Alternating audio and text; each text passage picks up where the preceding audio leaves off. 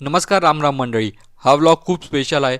का बरं, लहानपणापासून जो इतिहास ऐकत आलो आहे दैवत छत्रपती शिवाजी महाराजांबद्दल, त्या छत्रपती शिवाजी महाराजांच्या रायगडावर आम्ही चाललो आहे. मित्राने सांगितलं होतं, जर खरं स्वर्ग बघायचा असेल तर एकदा रायगडावर जायला हवं. मग काय, आम्ही निघालो रायगडाच्या दिशेने. रस्त्याने जात असताना सह्याद्रीचे मोठे असे डोंगर बघायला मिळाले. जेव्हा गडाची चढती चालू केली तेव्हा महाराजांचे वीर मावळ्यांची आठवण येऊ लागली.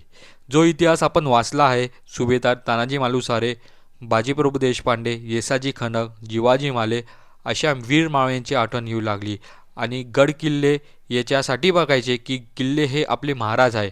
हे फक्त दगड नाही, तर त्या दगडावरती आपल्या मर्द मराठ्यांनी, आपल्या मावळ्यांनी रक्त सांडलेले आहे.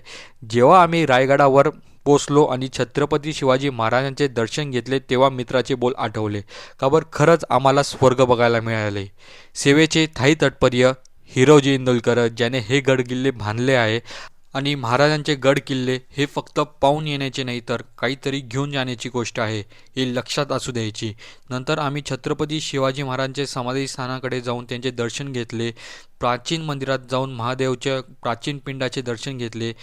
जेवढं पाहता आलं तेवढं आम्ही गड किल्ले पाहिले. कावर आम्हाला तिकडच्या गाईडने सांगितले होते की रायगड हा 1200 एकर एवढा मोठा आहे आणि एका दिवसामध्ये गड पाहणं शक्य नाही.